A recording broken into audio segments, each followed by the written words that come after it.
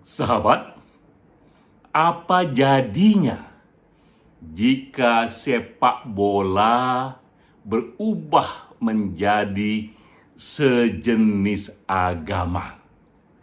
Bukan benar-benar agama, tapi sejenis agama. Itu karena sepak bola di hati penggemarnya bisa membangkitkan antusiasme yang alang kepalang, passion yang begitu dalam, bisa membangkitkan bahkan kepuasan spiritual dan juga fanatisme sama seperti terhadap agama. Dan itulah yang terjadi kepada penggemar-penggemar sepak bola di seluruh dunia. Saya ingin mulai menggambarkan ikatan batin ini melalui sebuah kutipan. Kutipan ini dibuat oleh Bill Schenke. Bill Schenke ini seorang pengelola profesional dari sepak bola di Eropa. Ini kutipannya. Ini kata Bill Schenke. Banyak orang menduga sepak bola itu di mata penggemarnya seperti persoalan hidup dan mati. Namun, kata Bill Schenke, mereka keliru. Karena yang sebenarnya bagi penggemarnya sepak bola itu lebih dari sekedar hidup dan mati. Lebih dalam dan lebih penting dari sekedar hidup dan mati. Kita tahu kutipan ini adalah hiperbola, ini puisi, jangan pahami kata per kata, namun minimal ia bisa menggambarkan gelora batin sepak bola di mata penggemarnya. Di era pandemik, ini kita working from home sejak 3 Juli hingga 20 Juli. Saya biasanya merekam video tiap hari di pagi hari. Tapi khusus hari ini, rekaman baru saya bisa lakukan di siang hari karena saya baru tidur jam 5 subuh. Apa daya? Karena perbedaan waktu, pertandingan di Eropa sana baru dimulai jam 2 subuh dan baru berakhir jam 5 subuh. Itulah pertandingan semalam itu yang minta ampun serunya antara dua kesebelasan raksasa, dua legenda, Italia melawan Spanyol. Dan kita tahu hasilnya, Italia menang terhadap Spanyol, tidak hanya 2 babak, diperpanjang lagi, 2 babak lagi, diperpanjang lagi, adu penalti, total habislah itu waktu 3 jam, sehingga saya pun baru tidur jam 5 subuh. Ini sangat jarang saya alami dalam hidup saya, karena saya termasuk orang yang sangat tertib untuk tidur. Kecuali jika ada sepak bola yang skala global. Nah sekarang, mengapa tumbuh begitu besar antusiasme terhadap sepak bola? Mengapa sepak bola, statistik menyatakan bahwa inilah olahraga paling populer di dunia dan paling populer sepanjang sejarah. Apa kriteria yang dibuat di sana untuk memutuskan bahwa lebih dari berbagai bentuk olahraga yang lain, lebih dari basketball, lebih dari kriket, lebih dari golf, lebih dari macam-macam, sepak bola dinisbahkan, dititahkan mahkota sebagai olahraga yang paling populer dalam sejarah. Saya mulai dengan lukisan. Ini lukisannya, simak baik-baik karena ini menarik sekali. Ini lukisan yang di atas itu lukisan asli karya Michelangelo, judulnya The Creation of Adam. Ini karya di abad ke-16 awal, di bawahnya satu modifikasi di mana tergambar dua pemain sepak bola, Lionel Messi dan Maradona. Saya cerita sedikit dulu soal lukisan ini karena ia pun bisa menggambarkan dahsyatnya sepak bola bagi para penggemarnya. Kita mulai dari lukisan Michelangelo. Ini di abad 16 awal, Paus kala itu memanggil seniman besar Michelangelo untuk membantu. Karena saat itu Paus sedang membangun begitu banyak gereja, begitu banyak tempat-tempat suci ibadah. Dan ada satu tempat ibadah yang dikenal dengan nama Sistine Chapel. Kata Paus, Michelangelo, lukislah di sini, buatlah bangunan ini menjadi lebih religius. Waktu itu, Paus menyatakan, lukislah 12 students, 12 disciples, 12 rasul atau 12 murid Yesus Kristus. Itu permintaan awal dari Paus. Lalu Michelangelo merenung, sebagai seorang seniman yang besar, sebenarnya ia susah sekali untuk dipesan, apapun harus datang dari hatinya, dan ia kembali menghadap kepada Paus, dan ia katakan, Paduka, saya akan kerjakan ini, tapi izinkan saya membuat satu lukisan yang juga berasal dari kitab suci, tapi ini jauh lebih mendasar. Dan ia pun menyatakan kehendaknya membuat peristiwa yang lebih besar, yaitu penciptaan manusia pertama. Penciptaan Adam yang diyakini di kitab suci selaku manusia pertama, dan kisah Nabi Adam jatuh dari surga ke bumi. Jadi itulah yang lebih menyentuh Michelangelo. Paus membentuk tim, dan akhirnya tim ini membolehkan Michelangelo mengekspresikan karyanya. Karena bagi Paus yang penting lukisan ini dia memvisualkan kisah di kitab suci. Maka jadilah itu satu lukisan yang berjudul The Creation of Adam.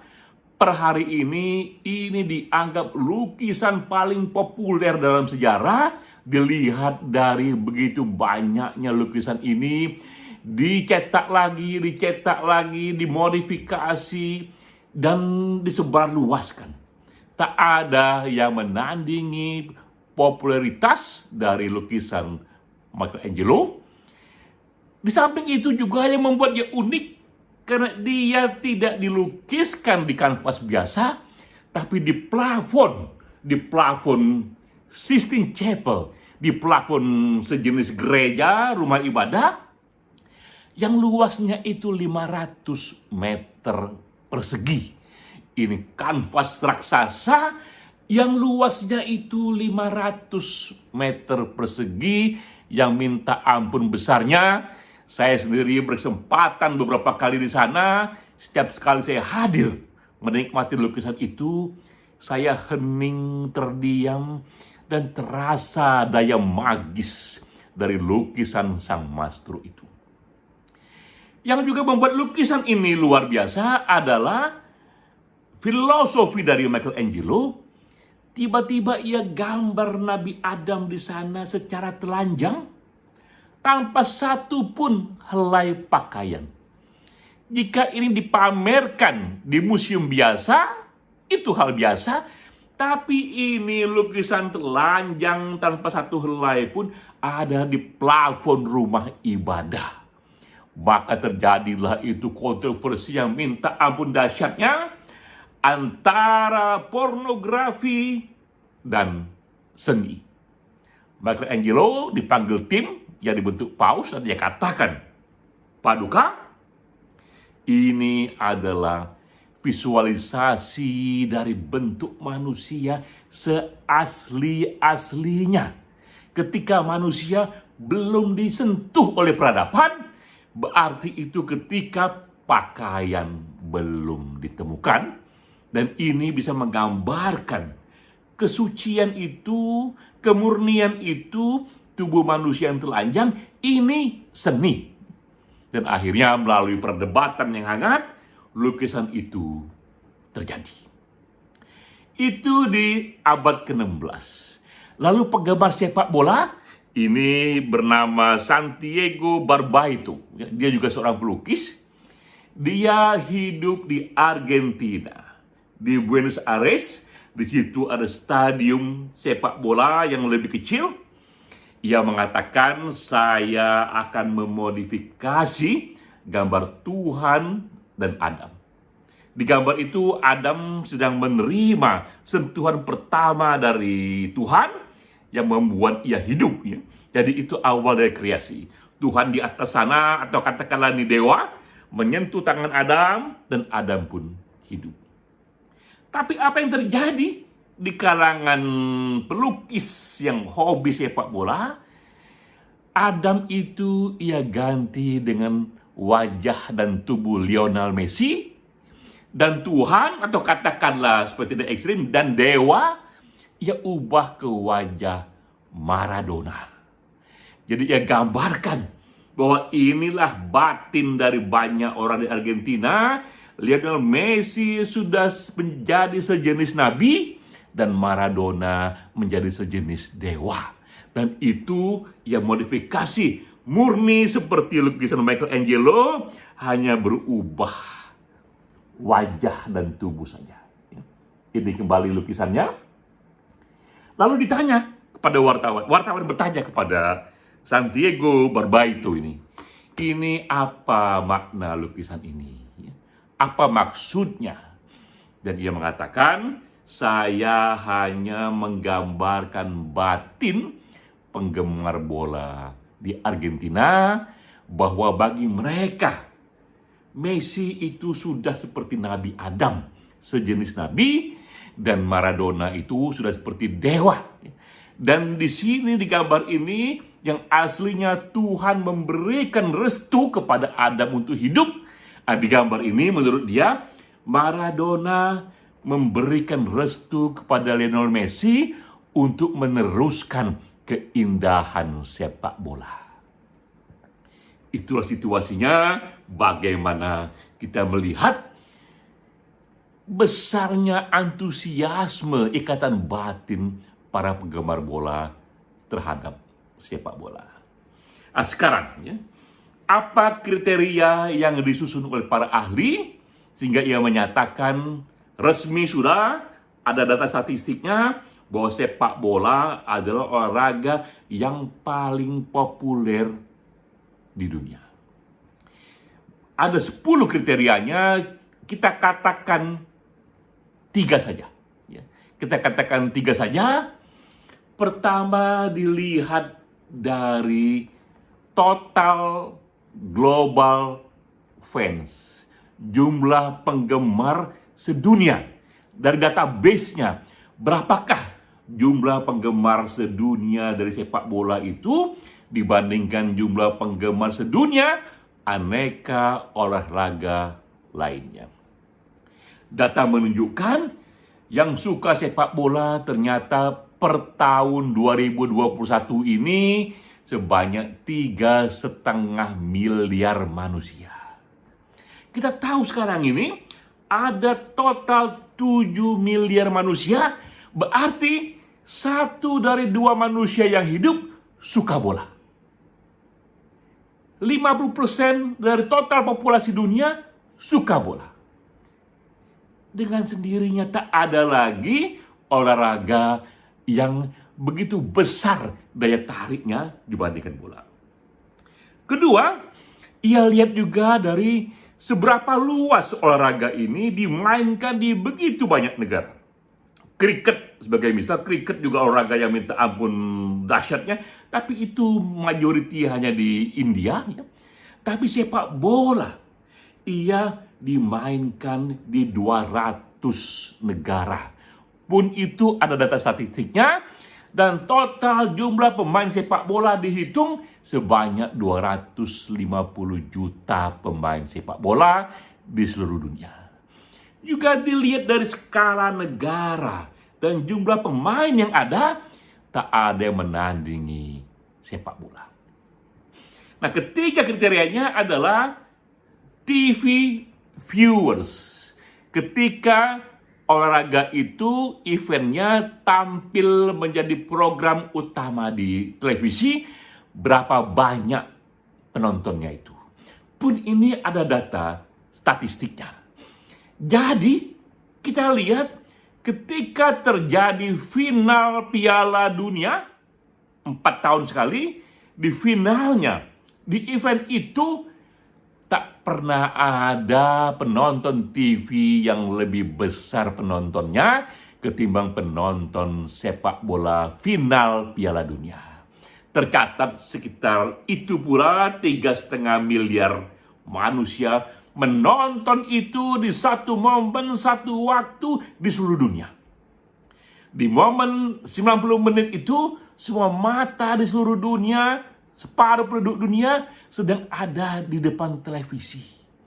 Kita bayangkan jika ada makhluk asing saat itu, katakanlah dari sebuah planet di ujung sana, datang ke bumi ketika momen Piala Dunia, ia akan terheran-heran. Ini apa yang terjadi dengan makhluk di bumi ini? Kok tiba-tiba di satu momen separuh penduduknya berdiri atau duduk di depan layar, hanya memandang satu bola yang ditendang sana, ditendang sini, satu bola digiring sana, digiring sini, lalu mereka jingkrak-jingkrakan, teriak-teriak, kadang duduk, kadang berdiri. Ya, apa ini yang terjadi dengan penduduk dunia, penduduk makhluk yang ia jumpai karena ia dari planet luar sana? Ia tak mengerti. Mengapa satu bola kecil itu tiba-tiba menjadi pandangan mata separuh penduduk dunia? Ketika itu, jikapun ia punya konsep agama, ia mengatakan inilah agama yang sebenarnya, karena real, tak ada yang lebih besar dari ini. Satu momen, separuh penduduk dunia matanya memandang pada satu momen yang sama. Nah, tiga inilah yang membuat sepak bola akhirnya dipilih sebagai dan ditetapkan sebagai olahraga yang paling populer di dunia dan paling populer dalam sejarah. Lalu, why? Why? Mengapa sepak bola ini menjadi begitu populer? Nah, ini aneka reasonnya itu. Dan ini adalah satu tinjauan filosofis, satu tinjauan sosiologi. Kita tidak bicara bola sebagai strategi teknis pertandingan, tapi kita bicara sepak bola sebagai filosofi dan sepak bola sebagai satu isu dari sosiologi. Ini penyebab-penyebab yang membuat bola itu begitu populer.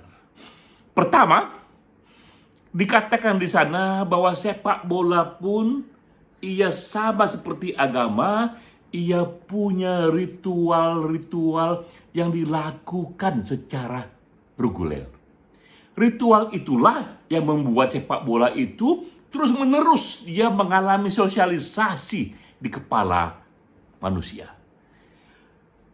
Agama Kristen, agama Islam punya Christmas, Natal, punya Idul Fitri. Sepak bola punya Piala Dunia. Itulah hari rayanya. Sepak bola juga punya Piala Eropa, juga itu hari rayanya. Itu terjadi 4 tahun sekali. Tapi setiap tahun di masing-masing region, bahkan masing-masing negara, mereka pun memiliki pertandingan tahunan nasional, juga pertandingan regional nasional setiap tahun. Kalau di Eropa, itu ada tahunan pertarungan liga yang minta ampun serunya itu. Kita tahu di Eropa Ada Spanyol, Liga Spanyol, ada Liga Inggris, ada Liga Jerman, ada Liga Perancis, ada Liga Italia. Di 5 negara itu, itulah pusat dari pertarungan skala dunia, kualitas dunia. Setiap tahun, penggemar bola juga punya hari rayanya. Mereka di hari final itu sama seperti kita lebaran yang motong ketupat atau kita takbiran. Mereka setiap tahun juga di sana bersorak-sorak dengan ritual tahunan itu. Apalagi jika datang hari raya besar, yaitu final Piala Dunia. Itu pertama, dilihat dari ritual olahraga ini. Kedua, itu bisa juga kita lihat dari bisnis yang dikelola. Ini juga bisnis yang minta ampun besar sekali. Tahukah kita berapa gaji yang diterima oleh top pemain seperti Ronaldo, Cristiano Ronaldo, Lionel Messi? Itu setara dengan 30 miliar rupiah seminggu. Itulah gaji yang diterima oleh dia. 30 miliar rupiah seminggu, berarti sebulan ia bermain bola dan menerima uang 120 miliar rupiah sebulan. Belum termasuk dengan penghasilan dari berbagai bentuk cenderamata yang ada nama mereka, ada foto mereka. Jadi bisa kita tahu besarnya skala bisnis dari sepak bola jika satu pemain saja yang menerima 120 miliar rupiah. Berapa yang diterima oleh timnya? 12 orang pemain, dan itu ada ratusan klub sepak bola, ada begitu banyak juga kesebelasan nasional itu. Itu hal kedua yang kita lihat. Dan yang ketiga yang tak kalah bagusnya itu adalah sepak bola ini dia mensublimasi, menghaluskan daya agresi manusia. Sejak datangnya Homo sapiens 300.000 tahun yang lalu, Homo sapiens manusia harus survive. Karena itulah sejak awal di DNA-nya ia kembangkan naluri untuk menyerang, naluri untuk mengalahkan, naluri untuk berburu karena mereka harus makan, dan akhirnya naluri untuk membunuh karena mereka harus survive.